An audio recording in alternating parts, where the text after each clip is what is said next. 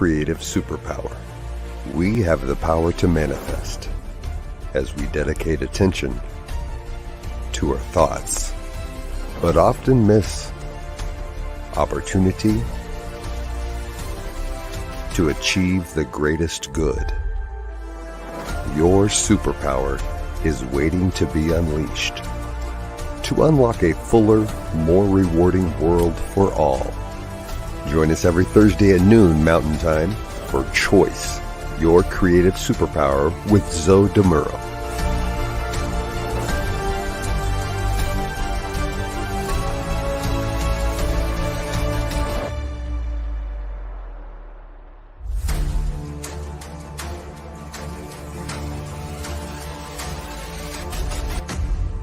And now, here's Zoe. Hello, folks. Welcome to the New Thought Media Network. My name is Zoe Muro, and I'm honored to be your host today for, for Choice, Your Creative Superpower. If you're coming back, it's good to see you again. And if this is your first time, welcome to the show. I'm a religious science practitioner at the Oakland Center for Spiritual Living in Oakland, California. And I'm also a transformational coach. I assist people in living their lives as fully as possible. Today, in episode 5, we'll be exploring the relationship between choice and aging. All right, so very first question that comes to mind, do I really have a choice about aging? Well, yeah. And it kind of prompts the question, do I want to be alive? Assuming the answer to that is yes, you have chosen aging. It's just the way it goes. However, when did living become aging? I mean, when newborns, with babies, toddlers, tweens and teens, and we look at kids and they're going from childhood to teenage, and we know how they're growing up. But somewhere along the line, even though no one has previously said anything about aging, there comes a day when the passing of our days has flipped from simply growing up or living to aging. Apparently, it occurs sometime after we reach adulthood. Now, I think somebody needs to get to the bottom of this aging versus living thing. I think it's a conspiracy. Maybe young people put this together. Or maybe, just maybe, it's a belief. And as we've seen in our discussions already, our beliefs can have a profound effect on our choices. I once did an informal survey of everyone I spoke to for several days. And I asked this one question. What are you when you're no longer middle-aged? What comes next? The overwhelming response? You're old. And it looks like established definitions would actually agree with that. For example, in the Encyclopedia Britannica, it says that middle age, where is this? Middle age is the period of human adulthood that immediately precedes the onset of old age. Okay.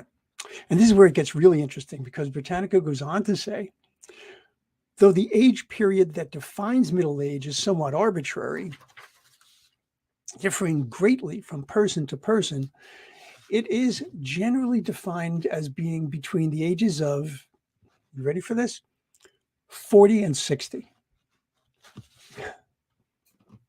So that means old age starts somewhere between 41 and 61. That's interesting. Britannica also posits that in middle age, the relative potencies, that is to say, the power of something to make an impression on us, the relative potencies of past, present, and future are altered as the individual increasingly directs effort to the process of reminiscence and recollection of the past, rather than anticipation of the future. Wow. Really? That's depressing. Although Britannica does offer this to take a little bit of the edge off. It says, if approached constructively, middle age can prepare an individual for a satisfying and productive old age. Well, thank you, Britannica. Thank you so much. All right. Now, since I clearly don't buy what they're selling, why did I bother to include it? Because it points to one thing for me. It points to choice. Now, I probably can't decide not to age. Well, I mean, technically I can, but I do prefer to keep living. So I therefore prefer, in essence, to keep aging. But we have many choices here, starting with choosing just what aging means to us. Of course, the medical profession makes it difficult at times to choose, especially when they use terms like senile cataract to name a vision impairing condition caused by age. Or, and this one feels so much worse to me. The term for a pregnancy after a woman reaches the age of 35 is a geriatric pregnancy. Geriatric being an adjective that literally means relating to old people. Hey, medical profession, your mom is calling and you've been sent to your room to think about what you have done. Senile? Geriatric? Oh, come on. I mean, seriously.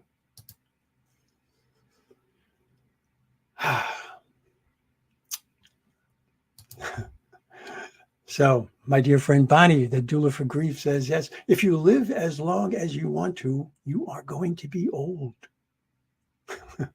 This is quite true.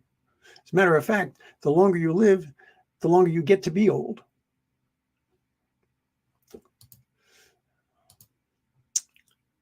Prince Fleet Easton. I'm glad that you're enjoying this. So, let's see, where are we? We've spoken about many things that influence our choices. When it comes to aging, there's no denying the potential impact of these influencers. Society, culture, country of origin, country of residence, for that matter, the media, both the news media and the entertainment media, social media, and of course, sports. Just as we are constantly bombarded with messages of need and lack and insufficiency and inferiority and basically inadequacy, which sometimes are called commercials. So we're also bombarded with messages that to age, to grow older, dare I say it, to grow old is something to dread, something to fight against. What's truly preposterous about these messages is that the decision makers in all of these fields tend to be people who actually fall into that old age bracket. In last week's Choice Show, we spoke about the stories we tell ourselves and the stories we choose to believe that others tell about us.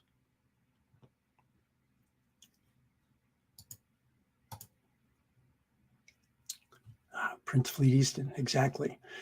He says, on my third act and still climbing the ladder in my career, I have no concept of my age. I understand that one completely. I'll be 72 in just about a month and a half. And I just don't know what to make of that. But we do have opportunity here. We have the opportunity to choose a better story. Now, I really wanted to find out who originated the phrase, age is just a number. And I did many, many searches, all these different search engines. I couldn't pinpoint the originator.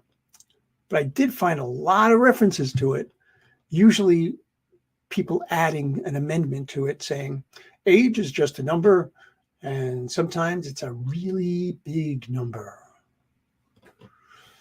And it can be. I also noticed it was often used when they were trying to promote some activity or highlight some achievement. For example, Olympic gold medalist Dara Torres, one of my idols. At 33 years old, Torres became the oldest woman to win an Olympic medal in swimming. She was the oldest member of the U.S. Olympic swim team. And yet she won 5 medals, more than any other U.S. team member. Okay, so that's the way they report these things. And I get that they're trying to praise her for her accomplishments, but there's that underlying sense that kind of bounces back and forth between congratulations and incredulity when they add in the oldest this and the old. It's like, come on. Can't we just admire her for what she was able to do?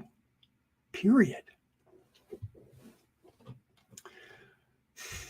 You know, it cracks me up. I spend a lot of time out on the trails, and it's not uncommon for somebody who's probably half my age to see me out there, and they look at me, and they call out, "Oh, good for you, as if I'm somehow defying the odds by actually being out there, old guy with the beard. Now, granted, sports is a unique environment because physical capability and capacity definitely does fade over time. There's no denying that. Got to be real, right? Because denying it isn't going to change biological facts. However, we see ageism constantly in virtually every aspect of life these days. Even the phrase, "you're only as old as you feel," carries in an implied negativity. Shame on you for feeling old. I don't know about you. There are definitely days that my body reminds me I'm not 21 anymore. Although in all honesty, my psyche also reminds me that I'm not 21 anymore and says, thank God, I was a mess at 21. And if you're a woman, oh man, you barely get to decide your views on aging without bringing to bear a ton of self-awareness. Because we're going to marginalize virtually everywhere. Some genius had to coin a term for a woman that prefers younger men, a cougar. How nice. It implies a predatory element. Whereas the most commonly used term for a man who prefers younger women, well, that would be, a man. Okay. I didn't come up with any of these. Ageism is bad enough, but when you add in what is essentially misogyny, that becomes shameful and, unfortunately, extremely commonplace, which is why it rarely gets called out as such. So what do you get to choose about aging? Can your choices set you up for a satisfying and productive old age? And the answer to the first question, what do you get to choose, is simply, pretty much everything. From your own perspective, that is. What I mean by that is, there's no way I can guarantee that you're choosing to not let age define you doesn't mean that others won't use your age to define you. But folks, these are your choices we're talking about, not theirs. Because that is what life is about. It's about the choices that you make. It's about the choices that others make and you choose to believe or not. Okay. So this is your life. Own it. You get to choose how you want to experience life. The answer to the second question, can your choices actually set you up for a satisfying and productive old age? Well, that's a resounding hell yeah. Absolutely. So let's examine some of those choices and see what we can come up with. Let's start with our attitude towards aging. Studies have shown again and again that people who view aging in a positive light tend to live on average an additional 7.5 years longer than their negative counterparts. That's pretty significant, 7.5 years. And seniors, see, I threw in that term, seniors. And you get to choose what seniors mean to you as well. Seniors who focus on positivity tend to experience less stress. They're more likely to be and remain active and resilient. And not surprisingly, they have a greater will to live. And this is truly awesome. Compared with other factors that contribute to longevity, age beliefs, they found, had a greater impact than high cholesterol, high blood pressure, obesity, and smoking. That's pretty powerful stuff. Oh, you might even think of choice as being a superpower. Another choice that can make a huge difference in how we age is our choice of relationships. Yes, I know we don't get to universally decide who will be in a relationship with us, but we do get to choose that we want to be in a relationship. And bear in mind, a relationship is not limited to romance. Friendship is a relationship. Belonging to a community is a relationship. Keeping in mind who and whose we are as creations of the beloved. That's understanding a relationship as well. Studies have shown again and again that one of the most debilitating factors for seniors is loneliness, a sense of no longer belonging. I get it. As I've aged, I've seen virtually my entire family transition. My grandparents, my parents, my older siblings, my aunts and uncles, almost all of my cousins, and of course, many friends over the years. Without a sense of belonging, it's far too easy to fall into a belief that we're alone and unsupported. And that's truly tragic, because we are never truly alone. We are never truly disconnected. By virtue of our very creation, we are, always have been, and always will be connected to loving spirit. If only we open our heart, our mind, and our spirit to its love and grace. We can choose to seek a community. We can choose to find a way to relate. We can choose to explore a way to belong so that we can be nurtured and supported, even as we can nurture and support. If there was anything positive that the pandemic gave us, I would have to count on our ability to connect online in the top 10 for sure. We don't even need to leave the comfort and security of our home to find ways to connect with like-minded people.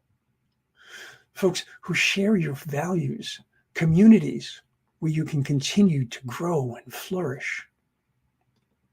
Like this one, the New Thought Media Network, if I do say so myself. And finding relationships, finding communities, makes it even easier to choose meaningful, energizing, and positive activities, which can make a tremendous difference in how we view life as we age. Maybe it's an activity you never had time for before.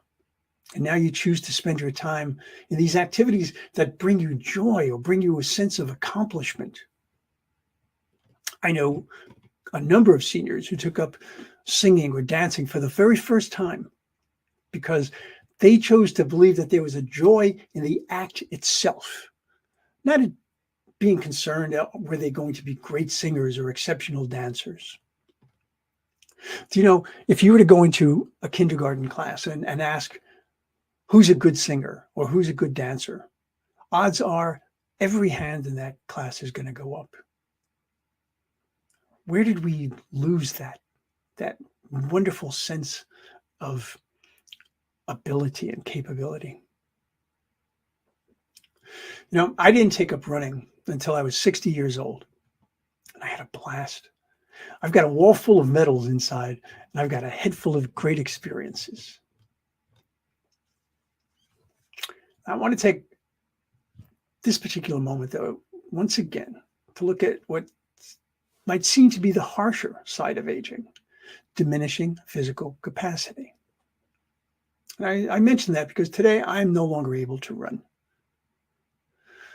Before I learned how to exercise properly, I pushed my body through pain and injuries, most of which were from accidents, poor judgment, or simple ignorance. And that left me with irreparable damage to one of my knees, which over time, with continuous use, continuous damage, eventually I had to get a total knee replacement. Now, as much as I wanted to continue running, for me, the prosthesis just wasn't comfortable enough to allow for that. So I chose to honor my body. But I also chose to find other ways to get out on the trails and enjoy the beauty of California, because I am blessed to have right here, almost literally in my backyard, the most incredible, incredible trails.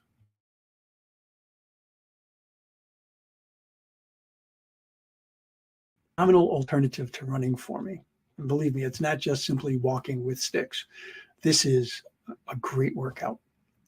I'd be delighted to tell you all about it, but that really doesn't fit in with what we're doing here. So if you're interested, drop me a line. Very happily bend your ear on this one. The point is, though, not all physical limitations have to stop us cold. We need to get creative. We need to be open to expanding our definitions of what well-being means. Another profound way that aging has changed my life is literally my line of work. For quite a few years, I was a personal trainer and a performance coach. And I'd be working out right next to my clients, heavy weights, carrying things literally all around the Bay Area for a while.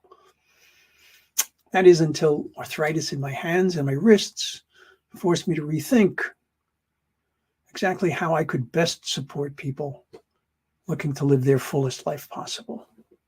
And for me, I realized that devising workout routines and dutifully watching their form and counting repetitions, yes, it helped, but it never really brought the same impact into someone's life as being able to help them focus on their vision of holistic well-being and creating realistic goals to achieve the results they envisioned. And so what looked like a loss in one respect actually led me into the next phase of my life. It led me to the spiritual support and transformational coaching that I now provide. I am truly living my life with a renewed sense of purpose. How glorious is that? And speaking of ways that we can choose to live rather than simply age, being in loving service to others is right there at the top of the list. It provides focus, meaning, energy, belonging, community, and so much more. So another thing that's important for us to do as we make these choices is to choose what will work best for our bodies, what will work best for our lifestyle, what will work best for our psyche.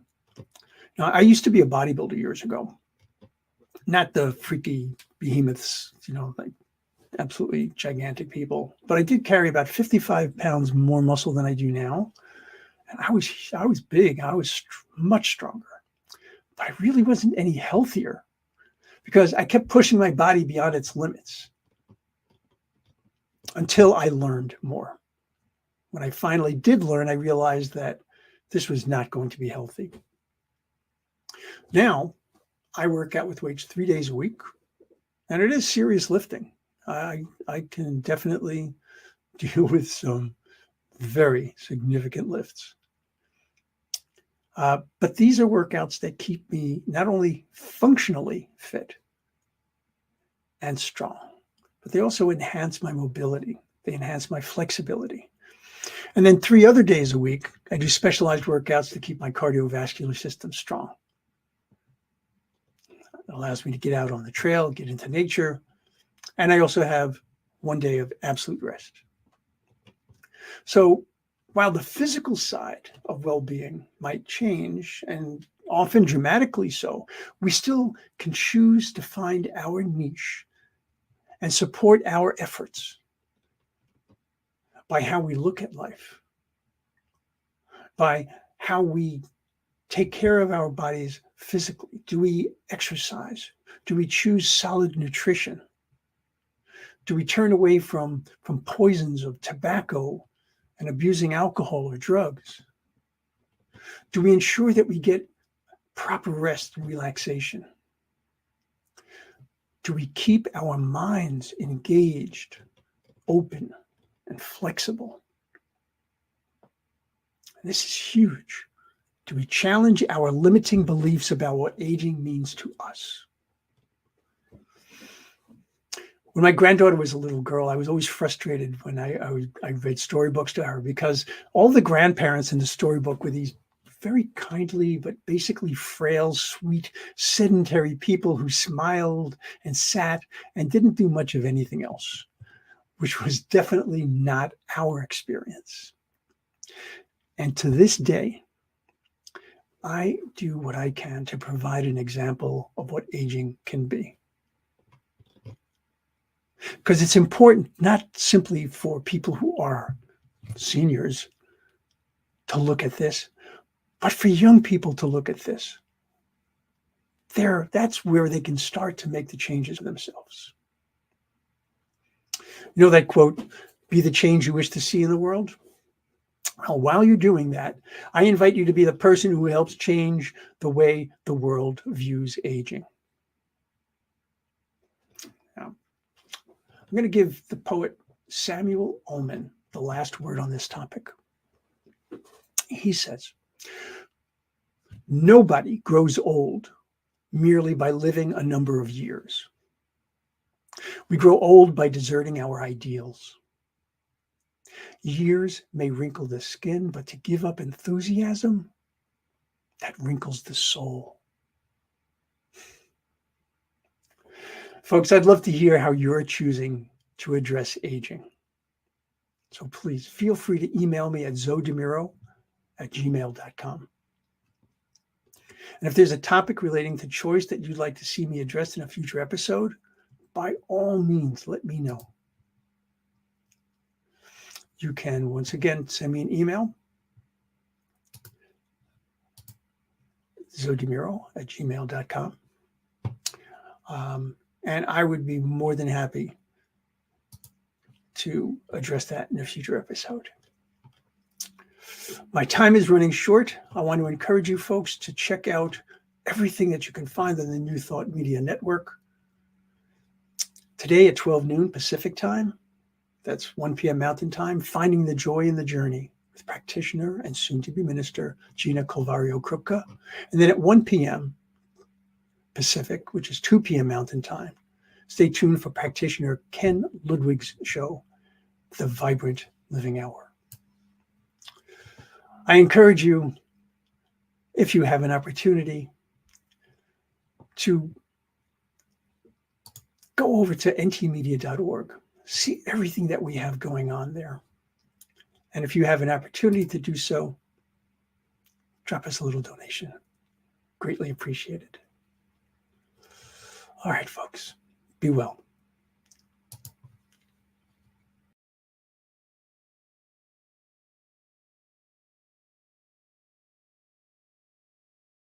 Choice, your creative superpower.